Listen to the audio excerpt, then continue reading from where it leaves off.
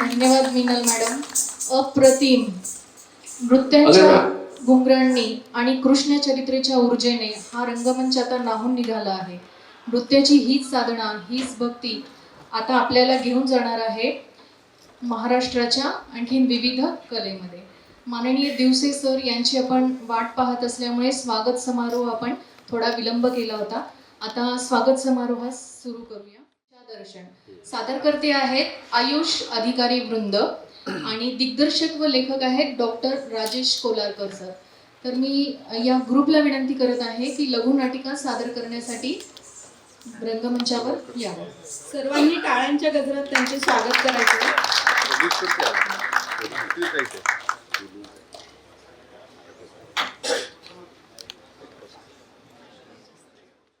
माझ्या मुलाला थोडा ऑटोचा प्रॉब्लेम होता, त्याला ऑटो नाही मिळाला शाळेत सोडायला, त्याच्यामुळे मला गाडीवर जावं लागलं माझ्या, त्याला सोडायला लागलं सर. Sorry sir. सर 11:30 वाजले आता सर. आपला ऑफिसचा टायमिंग 10 ते 6:15च आहे ना. आपलं शासन निर्णय 2020चा शासन निर्णय फेब्रुवारीमधला. तुम्ही इतकं उशिरा आला.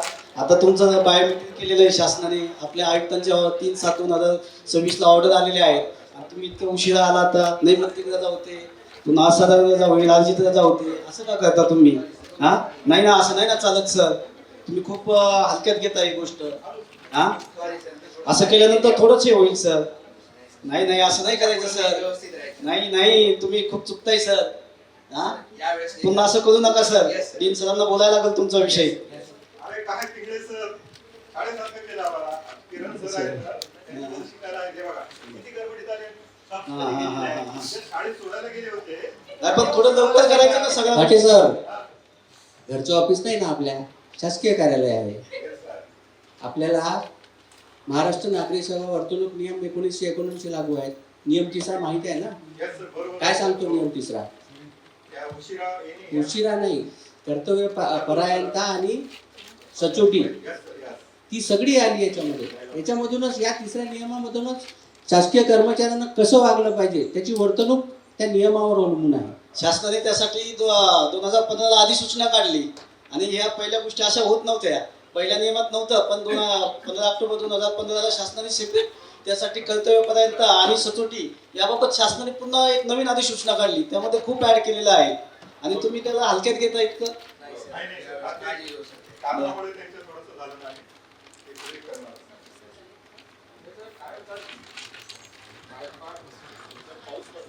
काय सर,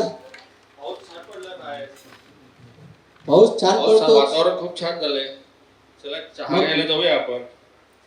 असं कसं सर, कर्तव्याची वेळ आहे ना आपली. चालतं सर, चला चहा घेऊन येऊया आपण. नाही नाही, तसं नाही करता येणार. तुम्ही या बसा, मी चहा मागवतो. पण तत्पूर्वी तुमचा तो मोबाईल बाजूला ठेवा ना. आपण कार्यालयीन वेळेत आहोत. कामाचंच बघतोय सर. 28 जुलै 2025चा शासन निर्णय आहे, शासन परिपत्रक आहे. रील्स पाहू नये, सोशल मीडिया पाहू नये कार्यालयीन वेळात, नाही तर शिस्तभंगाची कारवाई होऊ शकते आपल्यावरती. सर, हे सर्व नियम जुन्या काळातील निर्बंध आहे. एक वेळा कचाट्यात सापडले ना. आता सध्याचा जमाना कसा आहे, सब कुछ चलता है. एकदा नका घेऊ सर. एकदा 3ऱ्या नियमाच्या कचाट्यात सापडले ना आणि शिस्तभंग वर्तणूक नियम 79 लागला की माहित पडेल सर. हो सर. वा वा, छान सर, छान छान. म्हणजे तुमच्यासाठी सर्व नियम तुम्ही जसे म्हणाल तसे वागवाल तसे, आणि आमच्यासाठी काही नाही, नाही का? तुमचं काय झालं आता? माझं सर्व्हिस बुक आतापर्यंत तुम्ही भरलेलं नाहीये सर. आतापर्यंत कुठलीच एंट्री सर्व्हिस बुक मध्ये नाहीये. सर्व बघितलं. आणि हे सर आमच्या वाटेल तसे टीडीएस कापतात. अर्धा पगार तुम्हीच काय काढायचा? काय आम्ही घरात काही वापरायचं का नाही वापरायचं? पिंगळे साहेब, म्हणजे तुम्हाला वाटेल तेव्हा तुम्ही काही करायचं आणि आमच्यासाठी नियम दाखवायचे. छान छान सर छान. आम्ही तुमच्या सेवा पुस्तकात सगळ्या नोंदी घेतलेल्या आहेत आणि तुम्ही वाटलं तर पाहून घ्या. आमच्या ऑफिसला येऊन जा आणि तुमच्या नियमाप्रमाणे टीडीएस करतो. आम्ही काही आमच्या खात्यावर पैसे घेत नाही तुमचे, तुमच्याच पॅनला आम्ही जमा करतो. आणि तुम्ही असं कसं करता? नियमाप्रमाणे तुम्ही आता प्राध्यापक आहात. काही म्हटलंच नसतं सर.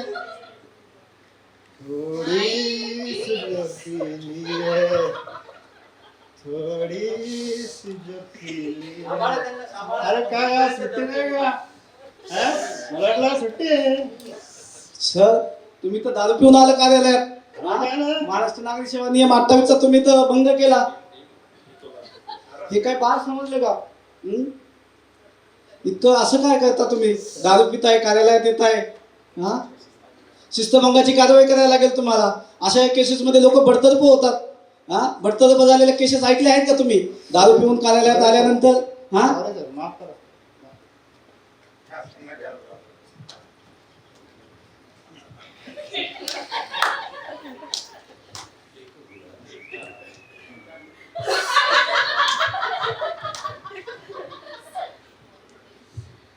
सर, विशाखा समिती माहिती आहे तुम्हाला? आता त्याचं नाव अंतर्गत तक्रार समिती झालेलं आहे. त्याचं काय झालं तेच तुम्हाला माहिती आहे का विचारतीये मी. त्या अंतर्गत महिलांचा लैंगिक छळ केल्याबद्दल तुमची जर तक्रार केली तर नियम क्रमांक 22 नुसार तुमच्यावर कार्यवाही होऊ शकते, तुमची चौकशी होऊ शकते, तुम्हाला निलंबित होऊ शकतात, तुमची पेन्शन रोखली जाते, तुम्हाला सगळ्या मोठ्या प्रकारच्या शिक्षा होऊ शकतात. यासाठी आता यानंतर मर्यादा पाळा.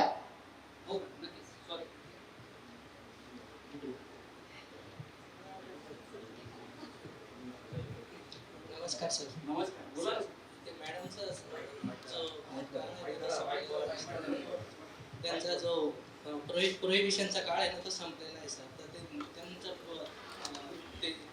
त्यांचा फॉरवर्ड केलं होईल ना. आता संचालक कार्यालयाकडून आम्हाला त्यांच्याबद्दल माहिती विचारलेली आहे.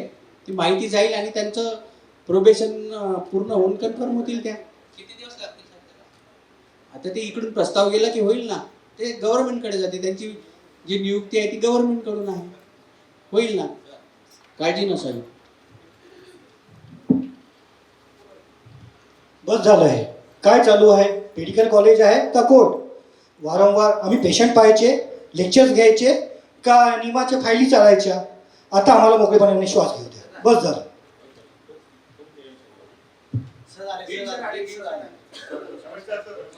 नमस्कार, गुड मॉर्निंग. अरे हा काय गोंधळ चालला? एका ऑफिस आहे का काय? सर, सगळा गोंधळ सुरू होता. आम्ही नियमांची जाणीव करून देत होतो सर. अच्छा, वर्तणूक नियम, शिस्त, अपील नियम. ओके.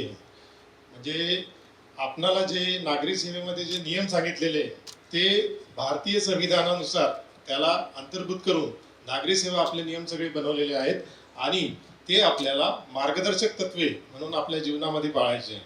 तर सर्वांनी आपल्या जीवनामध्ये हे सगळे मार्गदर्शक तत्वे पाळावे आणि आपल्याला जी खुर्ची मिळाली किंवा जे पद मिळालं, जी प्रतिष्ठा मिळाली त्याचा विचार करून आपल्या जीवनामध्ये आपण पुढे गेलं पाहिजे.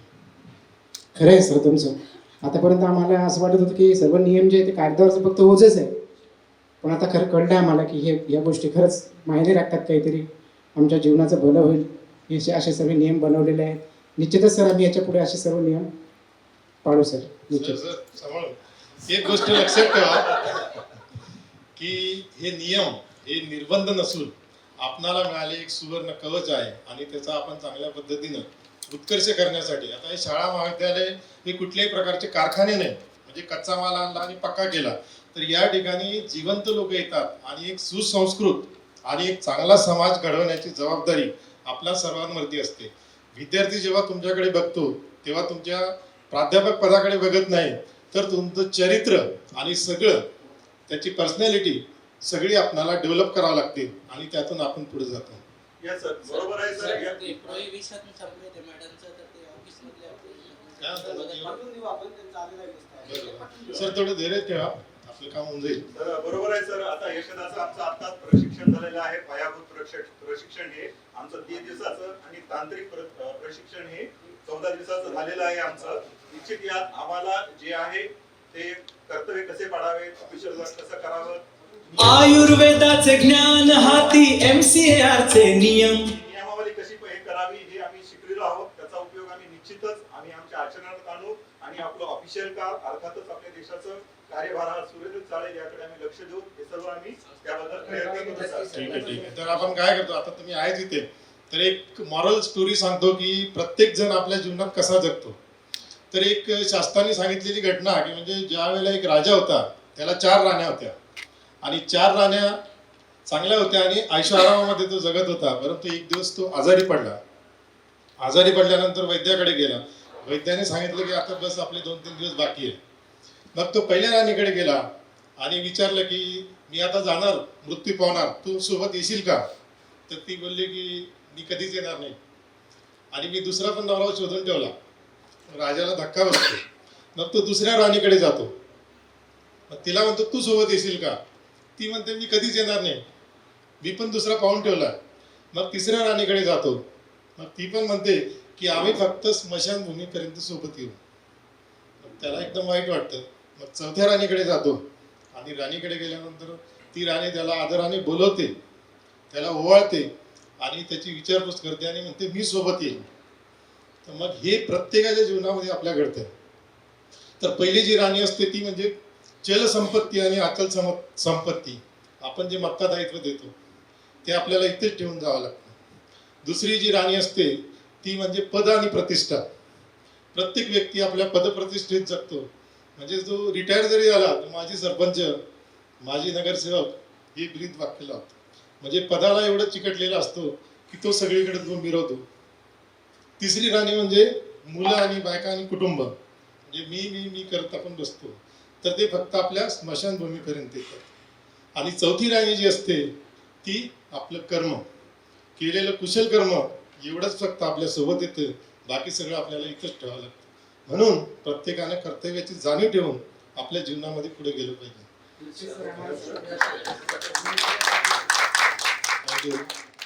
MCAR चे नियम, गुरु आणि नोकरशाहीचा है तर मोठा संगम. पेशंटची नाडी बघतो, फाईलचीही तपासतो, दोघांमध्ये समन्वय साधायला मी झटतो.